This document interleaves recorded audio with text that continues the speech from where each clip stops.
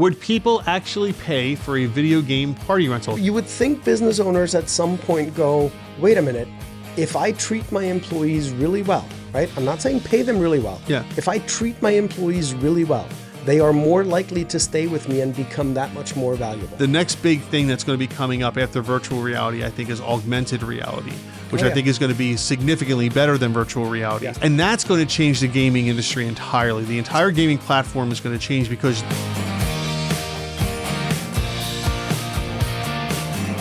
Welcome back, Gummi. Thank you.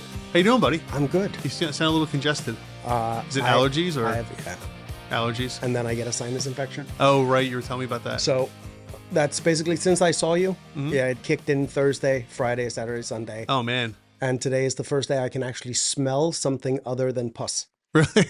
Well, that's good to hear. Yes. It's fantastic. Well, welcome back to Start It or Scrap It. This is the podcast where we take your questions and comments about starting or running a business, and we try to give you advice to help you out along the way. I'm Mike Turkanian. I'm Gummi. And we're here to answer your questions. So if you're out there on TikTok watching this live, please put your questions into the comments, and we'd love to get you some answers.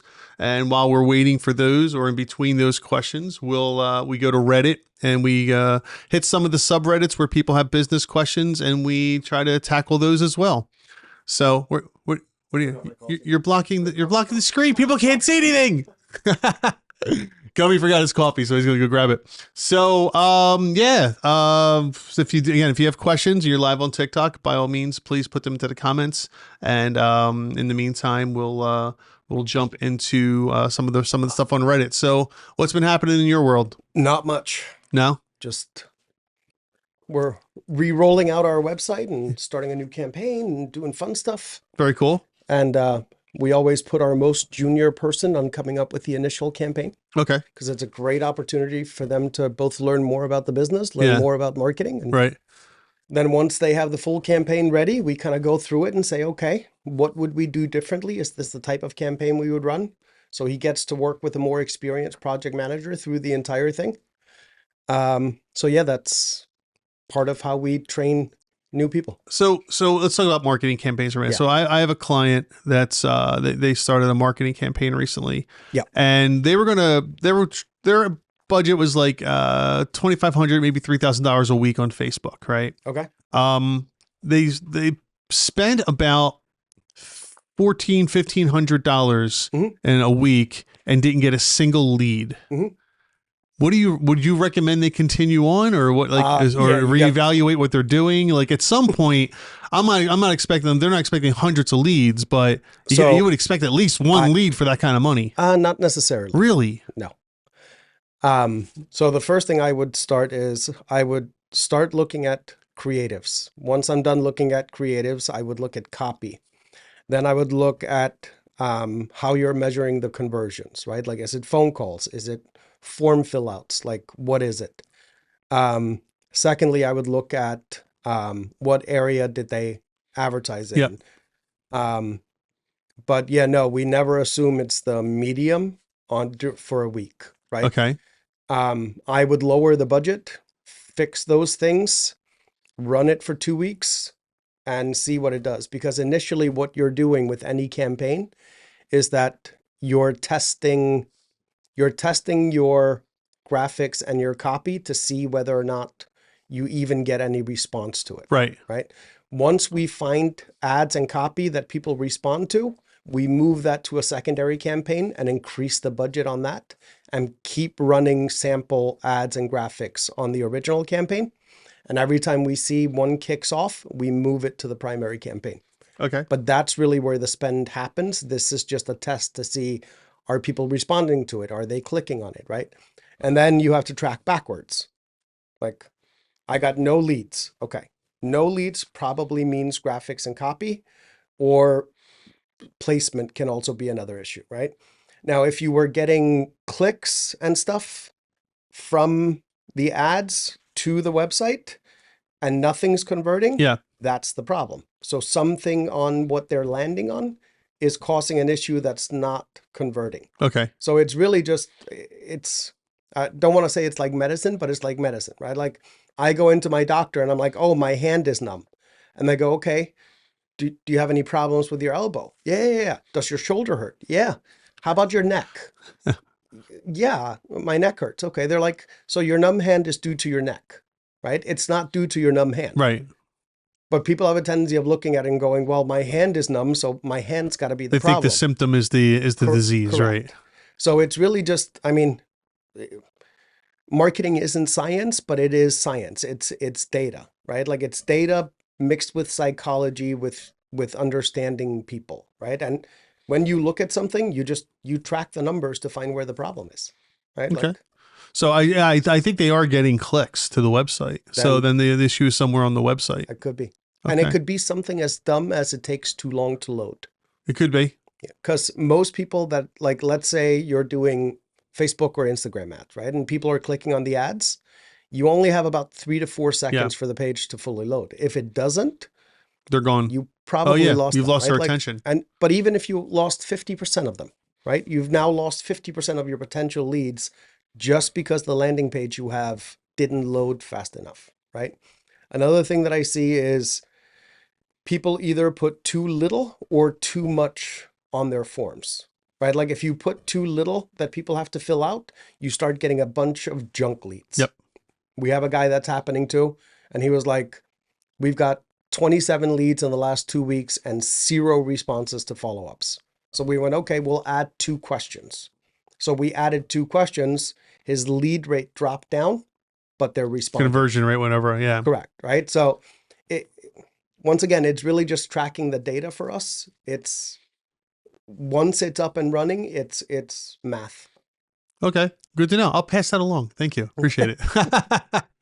So anybody who's out there that's having trouble with marketing, digital marketing, especially and getting leads and such, it's good advice. I like that. Try different creative, again, lower budgets, see where it takes you, see what creative is getting the most responses, and then put your money behind that creative. Because you can fine tune an ad, right? And sometimes you may find that 2 ads perform really well, but one of them is converting the majority of your leads, right?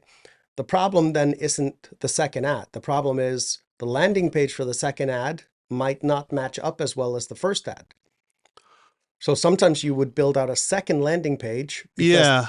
So let's talk about landing pages then. Yes. So I build a website, xyz.com, right? And I have marketing that's going to take me to xyz.com, but the contact form or something like that, the submission form is on xyz.com/contact or something like that. Would you have the ad go to the homepage, or would you have the ad go to directly to the contact form? No, I would have a separate page that we built. An entirely separate page. That is specifically designed to work around the ad, right? So let's take an example. I have a client, they do plumbing and they do basement waterproofing. If I run 2 different ads and I send them to the homepage, right? You would go, well, that doesn't make sense. That doesn't help me. Well, it doesn't make sense on a micro level either. Yeah. Right? Like if I'm running an ad, for example, that is meant to trigger an emotional connection with you, and then I send you to a page that's all data, that doesn't really fly. Yeah. Right? Same thing. If I get you to click on an ad that's very data heavy, I can't send you to a landing page that's all about feelings and emotions. And it will not convert, right? So yeah, a lot of times we end up building, like when we build a campaign, we go, okay, what are we trying to do with the ad? Because that ad has to match whatever they land up on. Yeah. If we change what we're doing with the ad, we assume we're going to have to change something on the landing page to match the ad, because the intent that the ad has is really what the user should expect to see once they click through. No, that makes sense. Okay. All right. So your multiple creatives, test them out, back the ones that are working best, and have the creative go to a page that is responsive to the creative itself. Correct. Okay. I like that. That's good. Yeah. No, seriously, I've been in marketing a long time, and sometimes the simplest things, it's like, you know what, that makes perfect sense. But this happens quite a bit, right? Like, especially when people are like trying to do it themselves. They'll build a great landing page, but then their creatives don't necessarily match it, right? And then they see, oh my God, I have this awesome performing ad, but it's not converting. So I'm going to kill the ad, right? Or, Yeah. but no. What you do is you change the page that it goes to because the ad is performing. The ad is not the problem. The page Right. is. So shut the ad down if you have to, or shut the page down, or whatever it is. Change it up. Change it up. Send up. it to, like, there's nothing in any of these ad platforms that requires you to send every ad to the same page. Right. Right? Like nothing. No, whether that makes whether it's perfect Meta, sense. whether it's AdWords, any of it, right? So that makes sense. So an ad should have really its own page in most cases. Yes. In most cases, not always, but so we call them like there. And if you ever worked in the Meta platform, there's a reason they have campaigns and then ad groups. Yeah. Right? It's because every ad group could be targeted to different individuals for different things. Yeah. So set up the ad groups, makes like that. I'm just giving you the basics of how we do it. So like we would set up the ad group, have 5 or 6 creatives running that all go to a page that's dedicated to whatever we're trying to trigger with the ads. Yep. Makes sense. So very cool. All right. So again, those of you out in TikTok world, feel free to leave us a comments to ask questions. We'd love to get to your questions live on the podcast. But in the meantime, we're going to head over to Reddit. If you want to help us grow our podcast to get the word out to other business owners that are looking for advice like this, hit that subscribe button. The more people that subscribe, the more people will see our video and the more information we can get out to other people. So make sure you hit that subscribe button and share with your friends as well. All right, today we are in the business ideas subreddit. This question comes from Monotope, who says, I made an AI receptionist that books clients. Is this a waste of time? Hello, everybody. I made an AI receptionist that answers calls, books clients, and answers questions. I train it with the business's data, etc. Mm-hmm. I've seen some others doing this. The angle I took is that mine is much more technologically robust because I actually know how to use databases and developer tools properly. Mm-hmm. That's funny on so many levels. It is. And because of this, it can also integrate into basically any booking tools business already uses. I'm not sure how viable this business is. I feel like it's a good product, but nobody trusts a salesman. And I've been getting constant rejection after rejection from cold calling businesses in the area. Mm-hmm. I even have a site with a demo, but I can't get people to actually view it. I'm hoping to get some opinions on whether this is a viable venture or a waste of time from some business owners, because insofar, all I've gotten are rejections. What do you think? So first and foremost, it's never a waste of time to build good software. Never a waste of time. I don't care what it is. Because even if the software doesn't work, you'll be able to parlay that into something else down the line, use the code elsewhere, use what you've learned from it elsewhere. So it's never a bad idea to build software. The question is, can you sell the software? And that's obviously where he's running into the problem. So what are your thoughts on that? So here's the thing. These are now getting integrated into CRM systems and all kinds of stuff. Like left and right. Everywhere you go. Like we're toying around with this right now. We use Go High Level for our agency and we use it for our clients, right? And they are literally putting in features that allow us to easily build these types of things in the system that already tied to the CRM, gives us tracking phone numbers, whole 9 yards, right? My biggest issue with this is if you're building software like this, build it for someone specific to start with. Right? Build it for physical therapists, build it for doctors, build it for dentists, and sell it to a niche group to start, right? Because once you get the first dentist on board, it's easier to sell it to the second dentist. And that first dentist or whatever, it's brother-in-law or something like that. They're the easiest ones to get in with, right? Family members, friends, etc. And give it to them. Give it to them. They don't even have to be a paying customer, right? Like, because now you can go out and say, oh yeah, I have a client that's a dentist, right? You don't have to specify that it's your brother-in-law, right? And and that he doesn't use it 100% of the time. Right. You could even sell it on, oh, it's the one that answers after hours. Yep. Right? Like the problem is usually never never the product or service, it's how it's being sold. Yeah, it's how you're positioning it in the marketplace.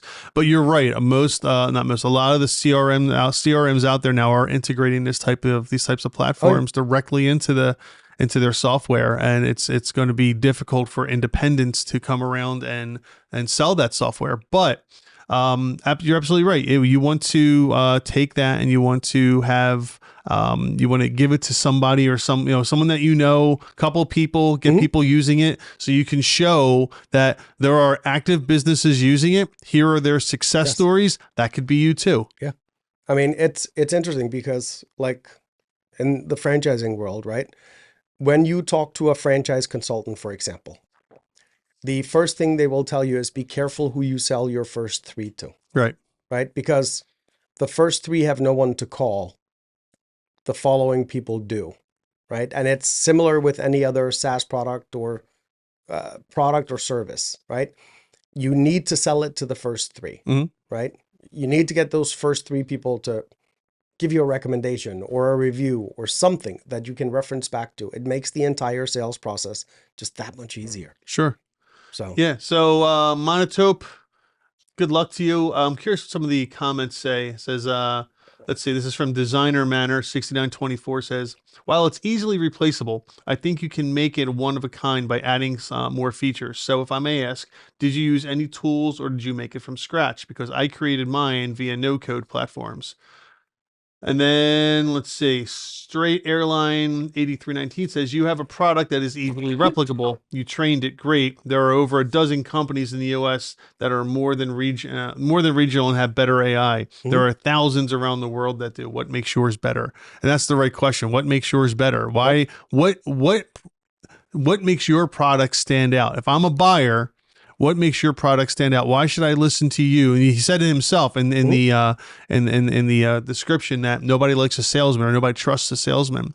So knowing that, what makes your product stand out, that would make me want to buy. Right. And your idea of making it niche is great. That's absolutely right. That's exactly what you do. You make it for a particular industry, start with that industry, and then you can build out from there. Yep. Don't make it for everybody. Because if you make it for everyone, you're going to sell to no one.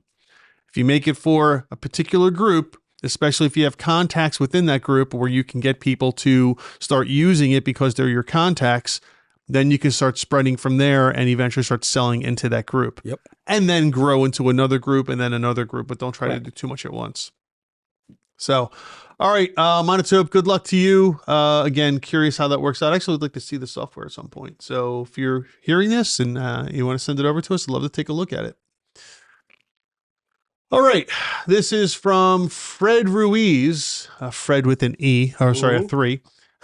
Would people actually pay for a video game party rental? Yes. Moving on. No, I'm kidding. I'm testing an idea and need brutal feedback. Concept. I provide a pop-up gaming lounge for birthday parties and events. These already exist. Just let me read. Sorry. I bring consoles, PS5, Switch, VR, etc. Big screens, controllers, and popular games. I set it up at a customer's home or venue, run the games for a couple of hours. Has anyone seen this model successfully? I'm in Australia, and most families prefer to have their parties outdoors. I've seen some gaming vans online, but I don't know. I don't have much budget for that yet. Hoping for some honest feedback. So yeah, there's a lot of these. Now again, we're in the US, so I'm not sure what it's like in Australia. They do buses. You've seen the party buses, right? The video game party buses. Yep. They're incredible. Have you been in one? Yes. They're incredible. I actually was in one. The first one that Mobile Game Lounge, I think, launched. Okay. The very first one they had, it was at a franchise expo. Okay. I remember walking in and I was like, wow. It's like a whole lounge. It's on wheels. Yes. It's great.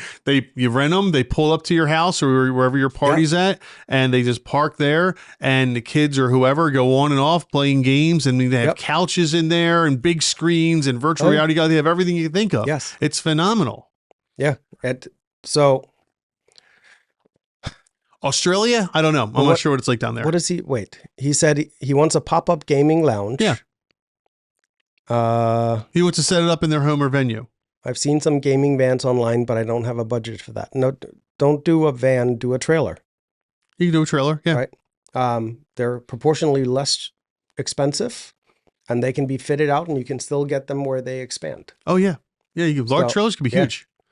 But you're going to need something to set it up in. Like, you can't just say, hey, I'm going to show up and set up TVs on tables, and because you're going to have to bring the full experience. Right. The couches, the gaming chairs, whatever. Yeah, right? because Like, it's more than just the systems. And that's what that sounds like. So that's what you're kind of missing here. So he's talking about the systems, the screens, the controllers, and the games. But there's so much more to it than that. It's got to have that comfort level, right? It's got to have, you know, that's why they have gaming chairs. You ever sat in a gaming chair? The ones on the ground, right? That rock and such.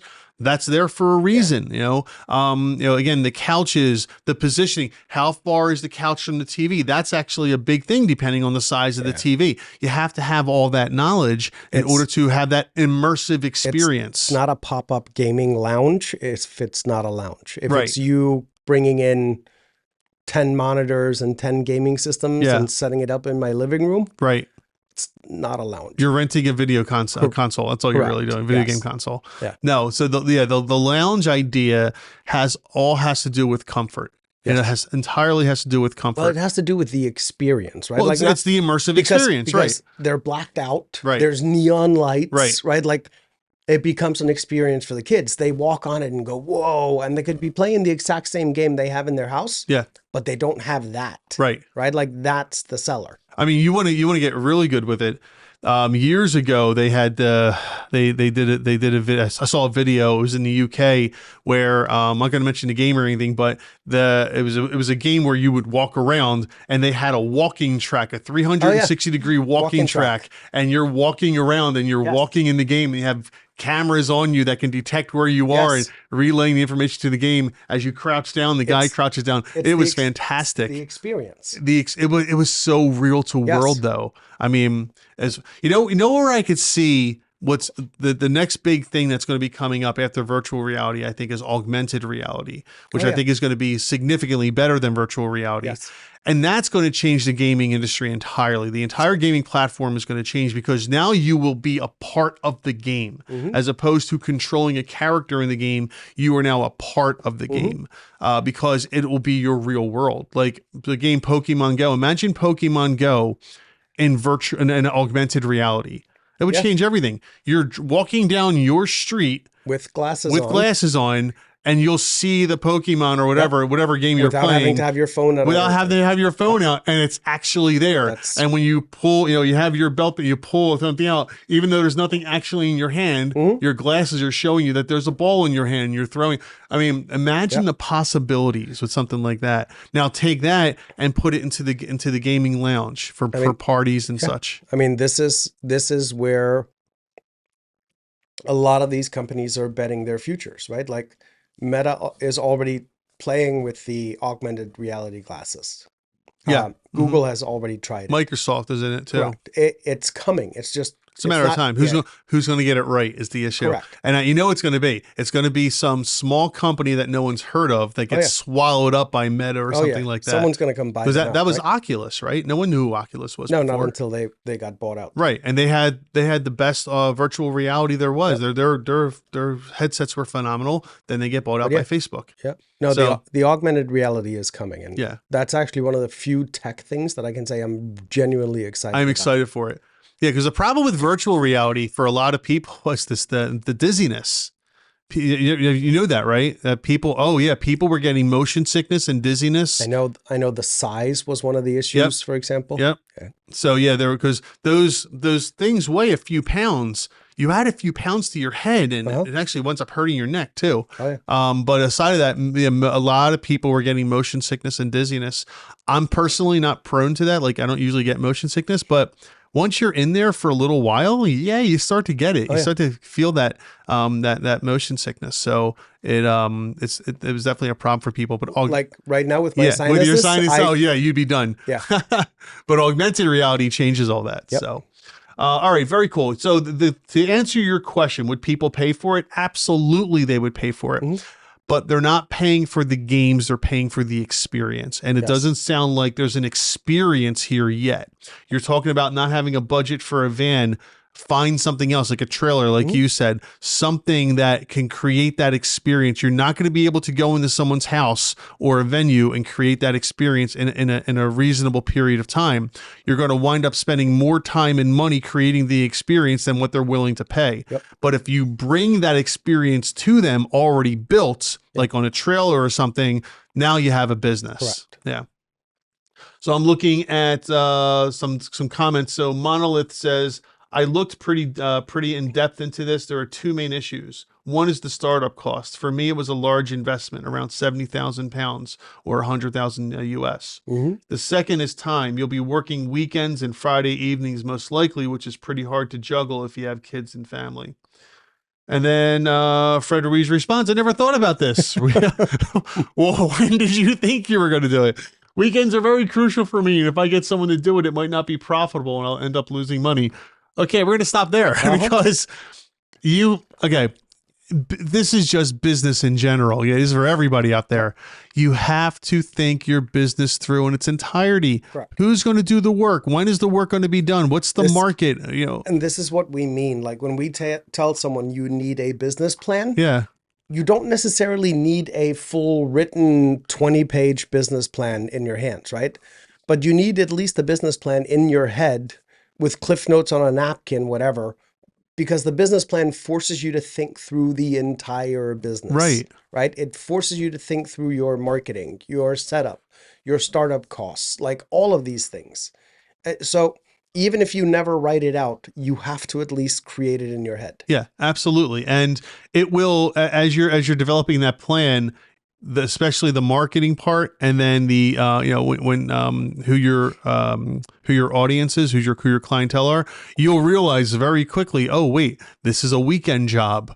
No one's booking you on a Tuesday, right? Maybe in the summer, but not during school. No one's booking you on a Tuesday, and this is obviously for school kids. So, I'm not necessarily just for school kids, but primarily. So yeah, one of the things that you could do if you're not sure. Go look at I don't know if they have them in Australia, but I would go look at like a Chuck E. Cheese or something like that. And I would say, okay, when are people there? When do people go to Chuck E. Cheese? Now, when I was 16, I worked there. I can tell you that answer. Nights and weekends. Nights and weekends, right? People were there for nights and weekends. And even during the week, the nights were It was the weekends where it was booming nonstop kids, nonstop gaming, blah, blah, blah, blah, blah. Birthday parties. Yeah, it's the birthday party season. So, if you don't know, go find something that's similar to what you do and go see when traffic is there the most. Yeah. And that will help you along the way.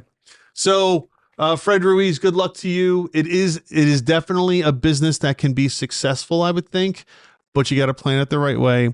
Again, you need to bring the experience to them, ready to go. You're not going to have time to set things up. You're going to be there for hours trying to set this up. Have it all ready to go. Drive in, drive out. That should be your goal.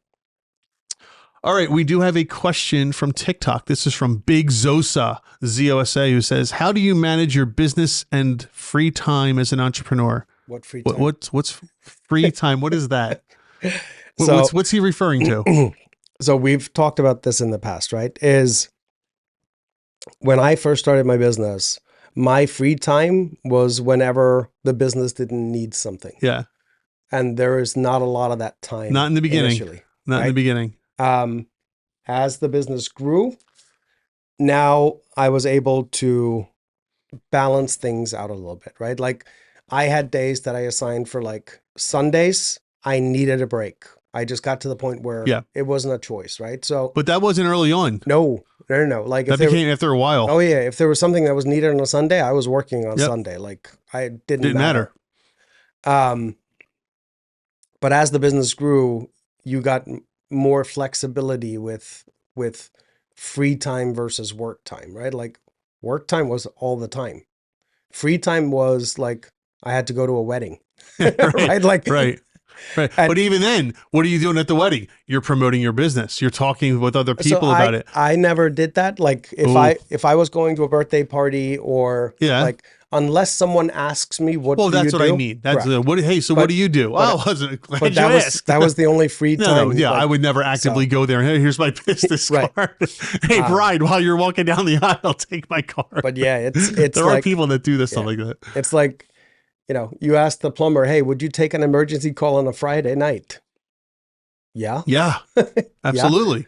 In fact, those are the ones that often turn into long-term customers, right? Yeah. So, I mean, I'll give you a perfect example of what happened to me. So, in my younger years, I had I've always had multiple businesses, but for years I was a DJ, mhm. and I was a mobile DJ for weddings and things like that. Right. But That you was. didn't, you tried to keep your weekends free though, right? Oh yeah, yeah. My Yeah. weekends were always free, of course. In college, I did the club scene and everything like that. But then Mhm. afterwards, the money was in weddings and Mhm. things like that. And the night before my wedding, Yeah. we had a gig, and I had a DJ that I hired that was supposed to do it. And he never called me. He never came to pick up the equipment. I never heard from the guy again. I don't know what happened to him, but I just never heard from him again. And there were people waiting for a DJ to show up. So the night before my wedding, where we had a dinner rehearsal, I had to leave my dinner rehearsal to go DJ a wedding Yes. for somebody. I think it was Yeah. a wedding, or I think it was a birthday party. It was. We had to go DJ a birthday Yep. party because that is my responsibility as an entrepreneur. So I asked the Service Brothers a couple of weeks ago, and I'm like, would you ever go back to like restaurant life, Yeah. like owning a restaurant or running a restaurant? Well, first I'll tell people who the Service Brothers are. So they're two private chefs, farm to table type guys, and Steve and Nick, great Steve and- guys. They're great guys. They went from working in the restaurant industry, working at restaurants, to doing specialty events like private dining, set menus, super farm to table. Some of the greatest food Right, I've like, ever had. So good. They make great food, right? So I asked them the other day, would you go back to ever like running a restaurant or owning a restaurant? Because one of them is having a second child, and he's realizing that all of the work that they do is from basically Thursday, Friday, Saturday, Sunday. And he goes, this isn't really conducive to family life. Yeah. Right. So I asked him, like, would you ever go back to running a restaurant or being involved in a restaurant? And it was funny because he said, if you could guarantee me that on a Friday night at 4 o'clock, the dishwasher doesn't call out, or on a Saturday for Right. lunch rush, Right. two waitresses are too hungover to show up. Right. He's like, I would do that in a heartbeat, right? But that's kind of the thing with being an entrepreneur. And anybody that wants to know how rough it is, look at the restaurant industry, right? Like running and operating your own restaurant is very difficult, because that's when you realize you're running often on a skeleton crew, right? And it only takes one person missing, and you can normally spread that workload, right? But if you're at a 10-man restaurant and two people don't show up, Right. that's a lot of strain on the rest of the people. It is. Right? And who has to step up the 150 most? of your staff. Right? It's 20% of your staff out. Correct. But now, like I remember when I was in the restaurant world and I was working at one of the restaurants, the one night we had like 4 people call out Oh. out of 9. Oh. The owner, Oh. yeah. The owner of the restaurant was going between serving tables and running the dishwasher, right? Wow. On a Saturday night. Yeah. Like we very rarely saw him, but that night he had no choice. He had no choice. So it didn't matter how many people Right. he had working for him. When the need arises, you have to show up, right? Regardless of what he had planned, Yeah. we wouldn't have functioned if it wasn't for him, like at all. So this brings up a bigger point when it comes to being a business owner that a lot of people I don't think realize, and when it comes to having employees and Mhm. such. When you're working for somebody else, right, you are trading your time for money. Yes. But when you're the business owner, you're trading money for time. You are buying Yes. that person's time. Yes. Right. And that's what you need to do as a business. That's how you know you're succeeding. That's where you get your free time. You know how you get your free time back? You buy somebody else's time so you have time. Now I want to bring up another thing please. that matters, because I just had this conversation literally yesterday with someone, and he has 2 clients. They're both landscapers. And he goes, this guy's thinking about selling his business, but this guy is booming. And I'm like, why is he thinking about selling? And he's like, well, he has a hard time getting the labor and all that stuff.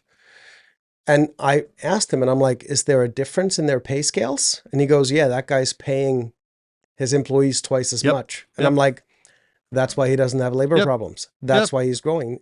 And my buddy was like, yeah, but how does he manage the costs, so on and so forth? And I'm like, well, ultimately, the end user is going to be paying for it, right? So like, but if you can keep your good employees and pay them well, guess what? You can also bid higher and you'll have a much better reputation, because guess what? Your guys are showing up, the work's getting done, normally on time, right? Like, and that's how you as a business owner, I understand, yes, whenever I pay an employee, it's money that I wouldn't get to keep, right?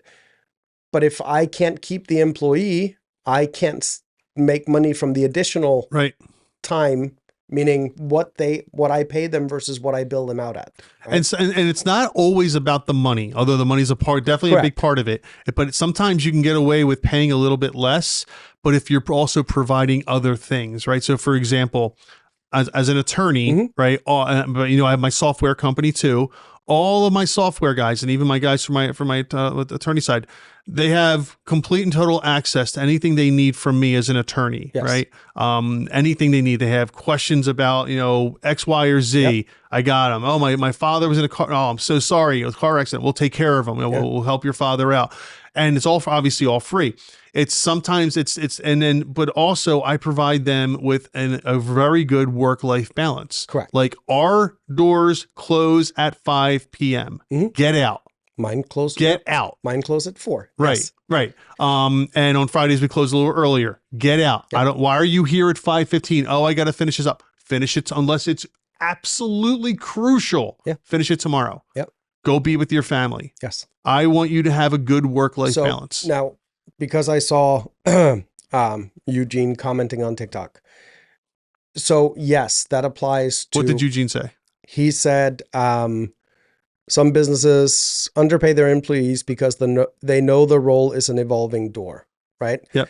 And they know it wouldn't be too challenging finding someone else to fill the role if anyone left. Yeah, but okay, go ahead. So I have my own comments on that. So for certain positions, if you just need someone there, that is true. For anything that requires... Is it? Yeah, it is. Give me an example. I hate to say it. Give me an example of where someone can walk in the door today and do that job as good as someone who's been there for 6 months. The lady that I used to have, that all she did was answer the phone and transfer it to a person. It took us 3 days to train. Yeah. Were we going to overpay for that position? No. On the other hand, I have a really, really, really good web developer, and he is out earning what that market is paying, right? Because for me to train someone like him, any warehouse job, basically, kind of. Is that true though? Kind of, right? Because you have to know the layout. You got to learn where the products are. Right, Maybe I'm wrong. I've never had one. I don't know. A lot of times, like you have to remember, like Amazon, which he brings up, right? Like they basically give you a computer, if I remember correctly, that says drive go to here, aisle. Go there. Correct. Okay. So like that's true. Yeah, we had the right software for something like that before. Yeah. But no, mapping out the directions. Oh man, that was challenging. But for any job, and this is why I tell people all the time, like learn a skill. I don't care what it is, right? Like learn a skill that requires a little bit more than 3 days worth of training, right? Go learn how to lay bricks. Go learn how to landscape properly. Yeah. Now, all of a sudden, that employer, if you don't want to do it on your own, is going to look at you and go, wait a minute, I can just send this guy and someone else, and I don't need to be there. Yeah. That is worth far more. Way more. So, yeah. Have you ever tried laying brick? Yeah. It's tough. It's hard. It is not. No, seriously, because people use that as everyone's be a bricklayer and like it's some easy thing. It's not. That's a tough job. So, in all fairness, like laying brick is super easy, right? If you don't need it to last very long. Oh, okay. I was going to say, what are you talking about? It's like I have seen work. One of my friends literally just posted about this on Facebook like 2 weeks ago. And he's like, we hired some kid to do this for us. It's now been 3 weeks and it already fell over. Yeah. right? And I'm like, well, yeah, You because got to do it right. laying brick is easy, Yeah, right? that's Like a piece of cake. it's the same thing. I was So joking with yeah. someone. So Eugene Hamilton, yeah, I'm there with you. There are a lot of companies that do that. And you're right. Maybe the warehouse jobs and the phone answering So jobs, maybe. so here he says the hard part is that most of us will end up having to acquire different skills every few years. So I don't think, even with how much technology is advancing and all that stuff, I don't know. Like my concrete guy has not had to learn a new skill since he started Yeah. 25 years ago, Right. right? Like, but he is really good at concrete. Like if you need concrete work, that's the guy you call, right? And he wouldn't be able to do that because I talked to him. They came to pour my Yeah. patio, right? Like 2,000 square foot patio. And I'm talking to him and he goes, no, I pay all of my guys really well. He's like, because you may think pouring concrete is easy until the concrete starts cracking 2 weeks after you've poured it. And now Yeah. you got to come out and you got to fix it and you Yep. may have to demo stuff. He's like, so I deliberately have a pay scale that the longer you're with me, I proportionally over increase their pay to the point that I'm outpaying everybody else because I don't want them to leave. Yeah. Right? And that's why he's had a business for 25 years. Honestly, and I think where some of these comments are going is most companies or most people won't do that. They'll try to find the cheapest labor, and the cheapest labor is going to lead to that revolving door. Correct. Right. Yeah. So, but I can guarantee you, anybody that has a good skill set at anything is going to be able to get a job with someone that values that skill set as Yep. long as you have it. Yep. Right. And they're willing to pay for it. Yep. I always use like welders as an example, right? Like you can make a ton of money being a good welder. Oh yeah. Right. Because they test you. Like when you come in and you start the job or even during the interview, they go, hey, I need you to weld this. Yeah. And they can see based on how you welded what you're worth an hour to them because it depends on the project they can put you on. I can't remember what show it was. I don't usually watch like the reality TV, but there was a show I was watching a few years ago. I can't remember what it was. But anyway, one of the tasks was they had to take two steel pieces. I mean, the pieces were this big, very small, and weld them together. Yep. Right. Which would take a professional welder seconds. Right. It took these people over an hour to figure out how to just weld these two pieces together. Correct. And then the question is, what's the quality of the weld? Well, he would take a hammer and try to hit it, and they would fall apart. And but go back and do it that's again. Why kind of like I like. Oh, it was The Amazing Race. That's what it was. The Amazing Race. So that's kind of like why I like welding as an example, because you look at it and you go, how hard could it be? Yeah, it's hard. It's hard, right? People don't realize how hard it can be. And then you look at it and you go, okay, so a good welder can be the difference between a facility still standing or falling down. Yeah. Right. What are you going to pay the guy that's going to keep that building up? Right. Exactly. So yes. And there's plenty of other industries where this applies, right? Like, I don't care if it's graphic design, if it's running a restaurant. Like, I remember back when I was in the restaurant world, there was a waitress that used to work with us. And we always said, if it wasn't for her, the front room would fall apart. Right. Yeah. And we kept telling the owner, like, give her whatever she wants. Like, she makes all of our life easier. Well, she got a job offer from someone else, took it. That restaurant was a mess, like a mess. The front of house. She cleaned it up? No. Oh, okay. Our restaurant became a mess when she left. Oh, yours became a mess. Yes. Oh, I thought you said the one she went to. And it got to the point where a lot of us were like, I don't want to put up with this anymore. Like, this is a crap show sometimes, right now, right? Sometimes a person can be a linchpin. So a bunch of us ended up leaving, right? And including 3 of us that went to the restaurant that she was now at. Yeah, I know. And people think, oh, this place will fall apart without me. And people laugh, one employee doesn't. Sometimes it does. Yeah. Sometimes it's rare, but that can happen where the one employee is a linchpin. And for you being the business owner, not recognizing that's your fault. Correct. You should have noticed that. Even when other employees are telling you, make sure this person does not leave. That is your fault as a business owner, and it's your fault that your business is now failing. Yep. Too bad. You should have paid. You should have been a better owner. You should have paid them more. You should have paid them more. You should have paid closer attention. Yeah. And it's funny. So like a thing that I don't think enough business owners talk about are the little things that we can do for our employees that make a huge difference in their life, right? And I'll give you an example of some. Non-monetarily. We're No, not, no, not, no, not no. necessarily talking about money. It's not always about money. No, but sometimes it is, right? Like, I've often given simple examples. Like, I came into my office the one day, and one of my girls is driving on a donut, and I walk in and I'm like, "Hey, why are you driving on Right. a donut?" And she's like, "Well, I just can't afford to do it right now." So I told her, "Give her my car key. Give me Yeah. your car keys." Yep. And I'll then go get you a tire. I took my warehouse guy, Yep. handed him her keys and my credit card, and said, "Go get her a new tire, please." Right? He went and got Absolutely. her a new tire. What's that? $200? Yeah. Right. Whatever it was, right? I had another example literally just a couple of months ago. One of my employees was trying to buy a house, and he goes, "I don't have enough money sitting in my bank account for them to approve the loan." Yeah. He's like, "We I've done have this. everything else." I've done this. And he's like, "But I just need a bigger balance in my account." And Bridge loan. I'm like, "How much do you need?"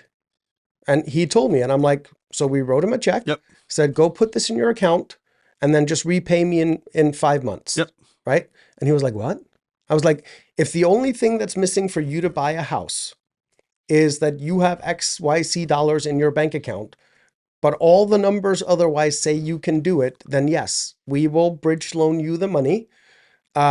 Just pay us back in 5 months. Just put the money in there, leave it there, and then bring it back." Yeah, right? I've done that.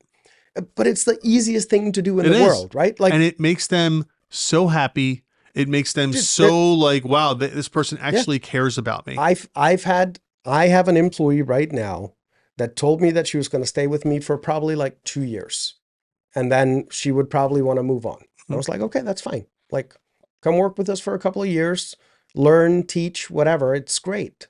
So now that we're entering year 5, right? She's realizing that a lot of it isn't necessarily just about the money, right? It's the fact that I have never told her no to a day off. Right. I have forced her into an extended vacation because she was overseas and didn't feel it was right because her contract says she has 2 weeks vacation, but she was going to be there for 3. And I threatened the rest of the employees that if they talked to her, they would lose their jobs, right?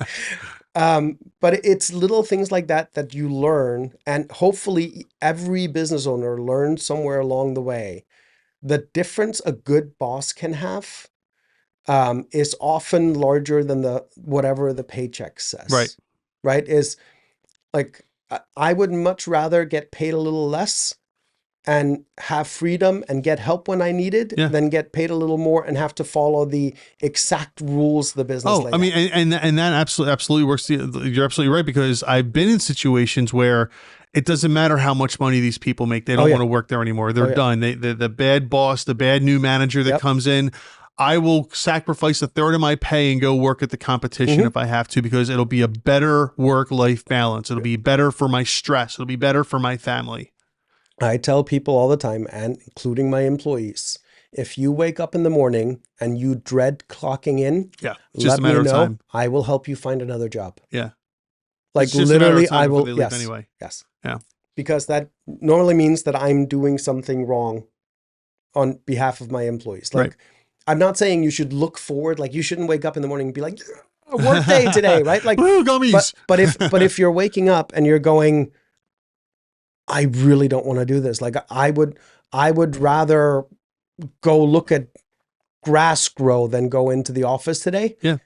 You've probably either outgrown us or I'm not challenging you enough. Yeah. And I've had that happen too. I had an employee come to me and say, like, I don't like coming to work anymore. And I'm like, what happened? And they're like, I'm just not that interested in what I'm doing. And I'm like, what would you like to be doing? And she goes, I don't know. I think I'd like to get more into like video editing and stuff. I'm like, great, done. Go work with a video editor tomorrow, right? Like, see if you like it. Like, but if you don't tell me, I can't do anything about it, right? I think people are just focused on what they see on TV or hear from other people or read online, that you can't do that. Your boss is never going to allow you to do that. You know, your boss wants you to do this job. They're not going to allow you to do something else. I don't think that's how it actually is for most bosses. I don't. I think most bosses would do what you did. What I would do. Oh, you want to do something else? Great. Let's get you trained in that. Yes. Let's see how you fare in that. And if you do well, great. We have a new position for you. Are you going to be less valuable to me if you learn another skill set? No. Are you going to be less valuable as an employee? Right? Like, are you going to be less valuable when you decide to leave? But I have seen scenarios where that is not the train of thought.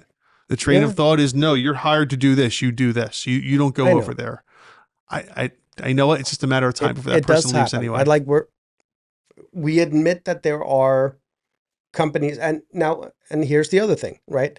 You may be like, a buddy of mine owns a machine shop, right? And it's a long training process to train someone to go from one machine to the next sometimes, right? So like, you want to extend as much possible time that person willing to work that machine. Like that's, can they easily train someone to use another machine? Sometimes, right? But if an employee comes and says, hey, I don't really like doing this anymore, training them on a different machine that does practically the exact same thing is not going to help. Right. And just because the nature of his business, he may not have a different role for them to go into. Yeah. Right. So I gotcha. He's going to have to figure out different ways to do it. And he's had multiple instances over the years where someone just doesn't want to do it anymore. And he's like, there's nothing I can do, right? Like I have nothing else to offer you. Right.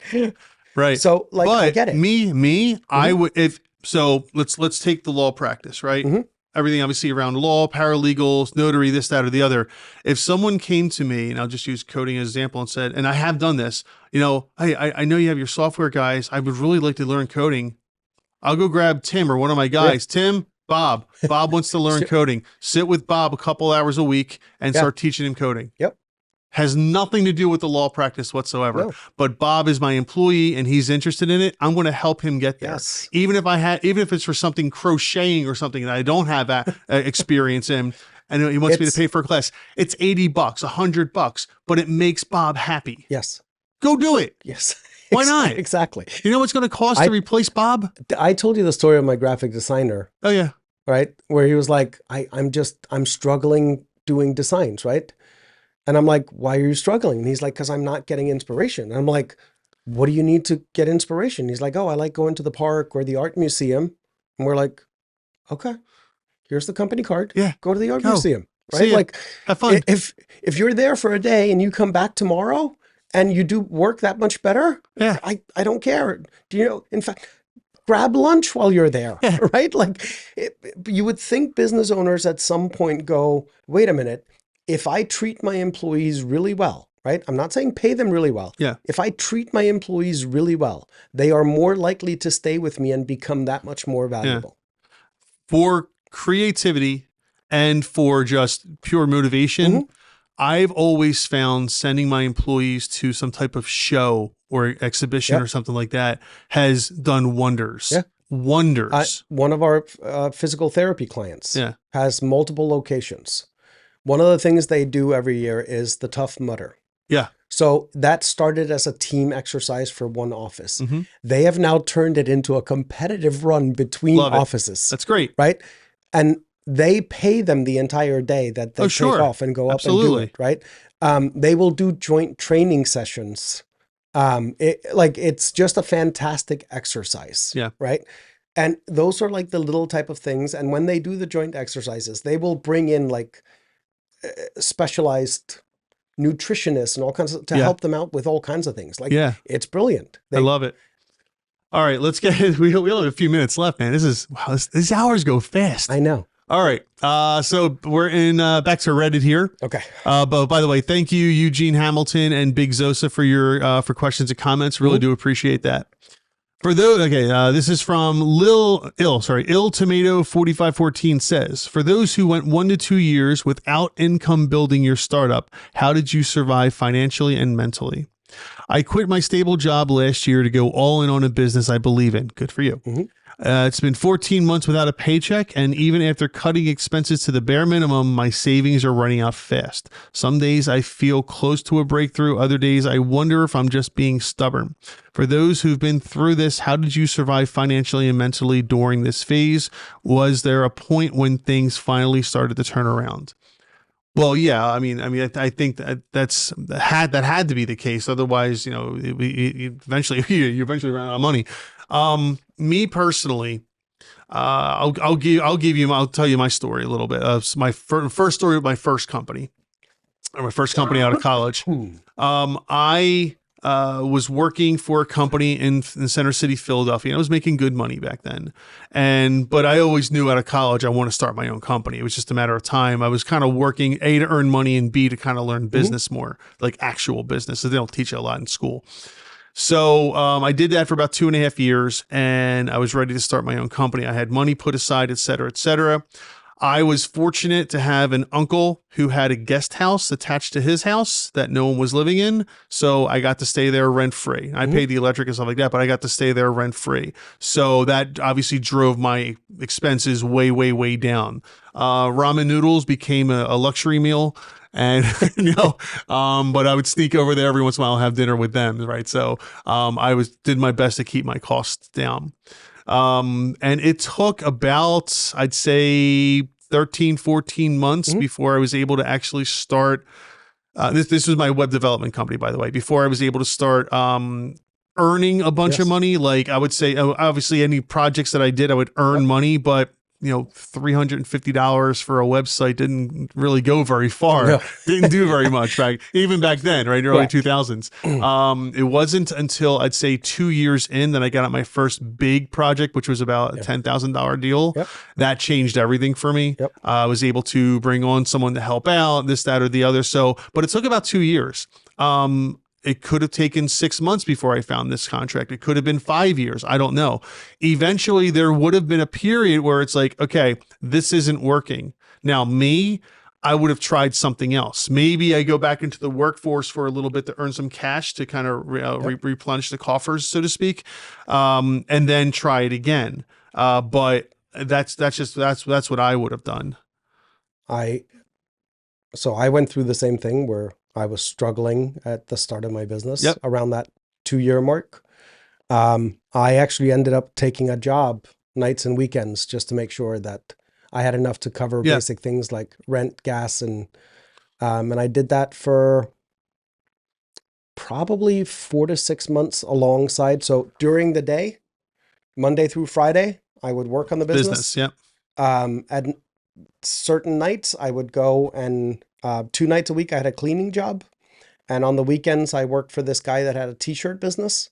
And then 9 to 5, well, not 9 to 5, 7 to whatever, Monday through Friday. 7 till the next shift begins. Correct, right? Like I would go do the cleaning of the factory twice a week and come back. But that was enough just to keep me functioning, right? Like to make sure that I could at least have a roof over my head. Right. So yeah, a lot of times that's the part people don't tell you is, do your 5 to 9 till you can quit your 9 to 5. Right.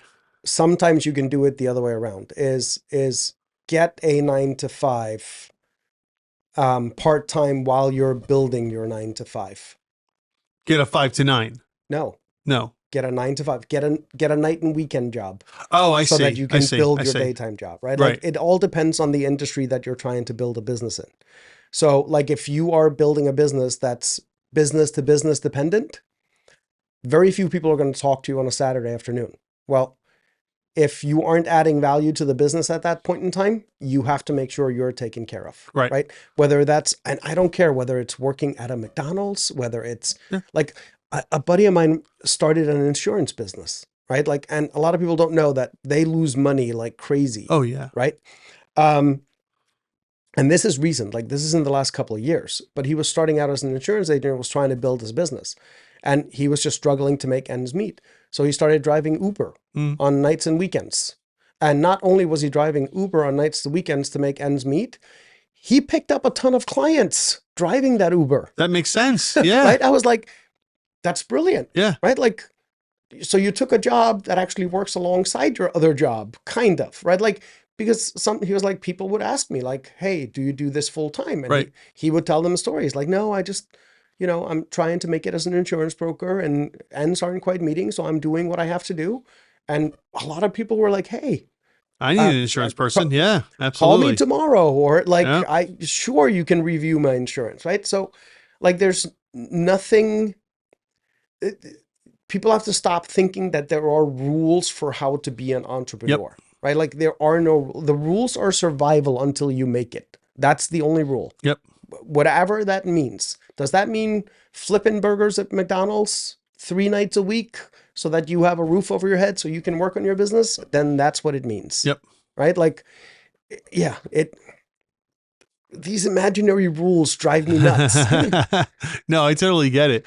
So yeah, it can definitely be a stressful time, especially if you planned for it. And I love the fact that you planned this out 14 months. You need to plan further than that, I would say. I would say try to plan for 2.5 years before, if you're not going to be able to survive for at least 2 years without steady income coming in, if any, then yeah, you're going to need a side gig in order to do this. But keep going with the business. Yes. The business will turn around. It will work at some point. Most people quit right before they would have made it. Yeah, that really does happen. Right? Like there's a breaking point. Yeah, right. And yeah, a lot of people don't get to that breaking point because they've gone 14 months and they're like, oh my God, I can't do this. Yeah.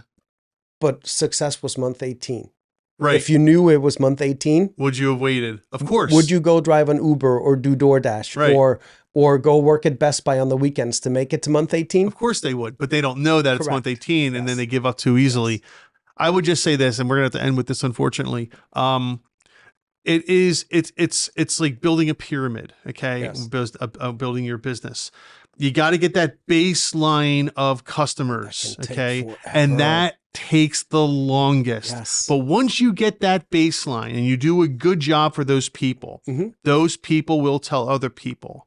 And then you do a good job for them and they will tell other people. Yeah. I'm not saying, like, don't ever fall for, oh, I know so many people, you do this to me for free and you're going to make a ton of money. Don't fall for that nonsense. But if you have legitimate customers that are paying you, because they're not customers if they're not paying, you need that baseline of customers. But sometimes even going and giving your work can help get paid. Oh yeah, it can. Right? It absolutely can. Yes. But I'm just saying, when the person says that that's what they want from you, don't fall for it. That's not the person you should do it for. Get that baseline. That baseline again it can take years, 2, 3, 4, 5 years in some cases. But it's amazing how once you have that, how quickly the rest of that pyramid builds. Yes. It's unbelievable how quickly it happens after that.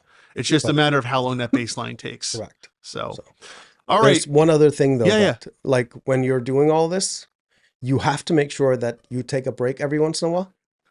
You had to get it in. Grab yourself a delicious Arnold Palmer Light half and half, fill a cup with ice, and just go chill for a couple of minutes. I'm telling you, it helps clear your mind. Do you enjoy the Arizona It is good, but to me, it's a vital part of being an entrepreneur is taking a couple of minutes here and there just to chill. With your Arizona iced tea. With my Arizona iced tea. Or lemonade. Half lemonade, half iced tea. Yeah. It's great. For those of you who don't know, Arizona is not a sponsor of this podcast, at least not yet. And Gummi is determined to promote them every week until they actually get it. You thought I wouldn't squeeze this one in, didn't you? I was thinking about it the whole time, and I was like, oh, he must have forgot. He's not going to get it in. Yeah. He got it in. Yeah, I got it in. All right. Don't worry. Then that, my friends, is marketing 101 right there. So, all right. So TikTok, thank you for watching today. Thank you so much for the questions, Eugene and Zosa. And for everybody else who's watching this after production, please leave comments, questions. We'd love to get to them live on our podcast. And anything else before we go? I think that's it. All right. We will be back here next Wednesday. Same time, same place, same channel. I booked a golf lesson that is immediately after this. So okay, so good. So next Wednesday, 11:30 Eastern. All right, pal. Have a great week. See ya.